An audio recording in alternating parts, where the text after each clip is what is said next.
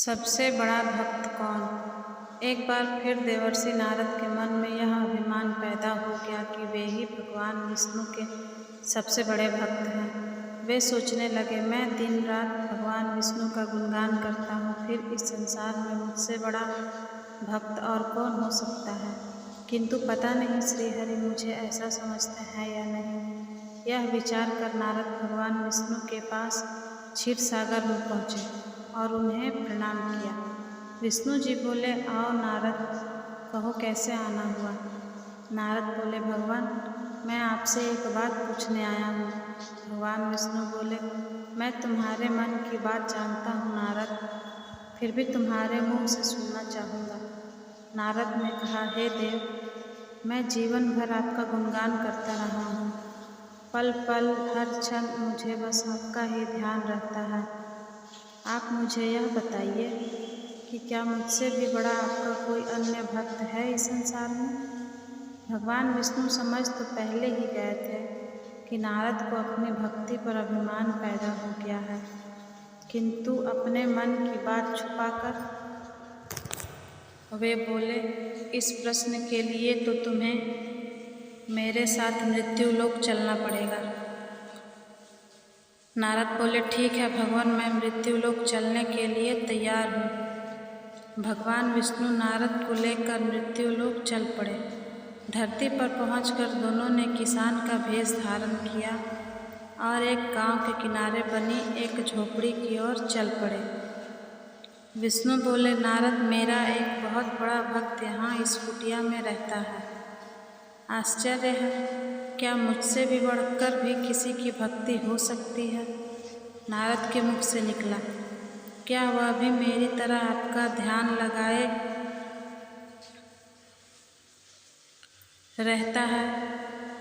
आओ स्वयं ही जान लोगे। विष्णु ने कहा और उस कुटिया की ओर बढ़ गए। किसान उस समय कुटिया के बाहर अपनी गाय को बांध रहा था। किसान उस समय कुटिया के बाहर अपनी गाय को बांध रहा था और उसके मुख से हरि हरि गोविंद का स्वर निकल रहा था। किसान भेषधारी विष्णु ने उसके निकट जाकर नारायण नारायण कहा तो किसान ने विनीत स्वर में पूछा, आप कहाँ से आए हैं भद्र, मेरे लिए कोई सेवा हो तो निसंकोच बताइए। किसान वेशधारी भगवान विष्णु ने कहा, हम नगर जा रहे हैं, पर अंधेरा घिरने लगा है। वन में जंगली पशुओं का डर है, इसलिए रात भर आश्रय चाहते हैं।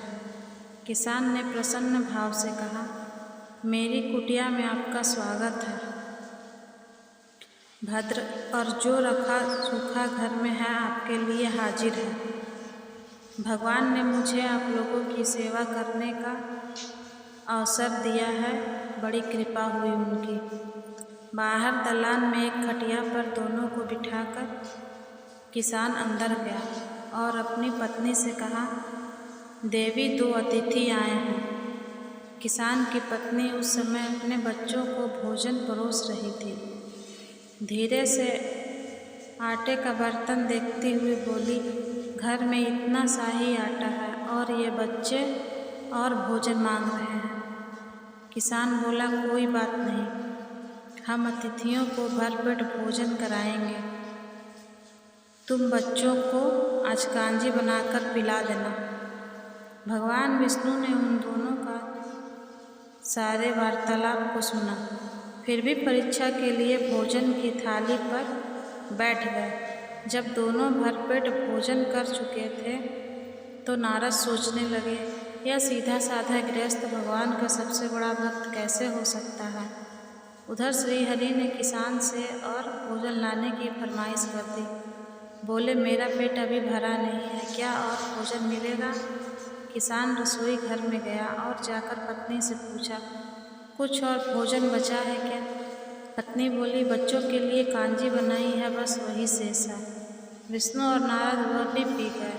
किसान और उसके परिवार को भूखे ही सोना पड़ा। भूखे बच्चे माँ का आंचल थाम के उठे, माँ नींद नहीं आ रही है, मुझे बड़े जोर की भूख लगी है। पिताजी ने उन अतिथियों को कांजी भी क्यों पिला दी।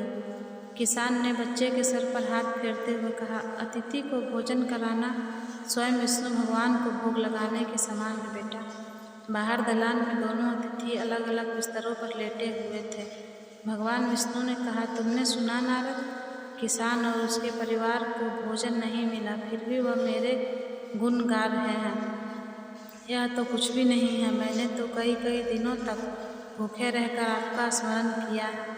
अगले दिन सुबह उन्होंने देखा किसान भगवान विष्णु की मूर्ति के सामने कह रहा था, गोविंद हरि हरि, तुम सदा मेरे मन में बसे रहो, बस मुझे और कुछ नहीं चाहिए।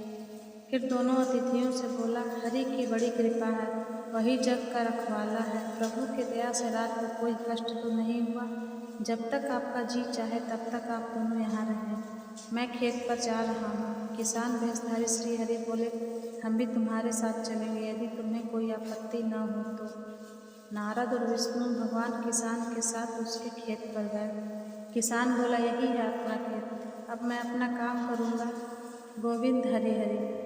नारद बोले, तुम तो बड़े सत्पुरुष हो, भगवान के बड़े भक्त हो, हर घड़ी उनका नाम लेते रहते हो। किसान बोला, अरे कहाँ, काम से जब भी थोड़ा समय मिलता है तभी उनका नाम लेता हूँ। नारद ने पूछा, कब मिलता है समय? किसान बोला, सुबह उठता हूँ तब, रात को सोता हूँ तब, और दिन में जब भी काम से समय मिल जाए। ओह, समझा, नारद के मुँह से निकला। दोनों जब किसान से विदा लेकर चले तो नारद ने व्यंग्यात्मक स्वर में कहा, आपने सुना भगवान, वह सुबह शाम 2 बार ही आपका स्मरण करता है, जबकि मैं हर समय आपका ध्यान करता हूँ, फिर भी आप उसे महान भक्त बताते हैं। नारद की बात सुनकर श्री हरि चुप रहे, किंतु मन ही मन उन्होंने कहा, कारण भी जान जाओगे नारद।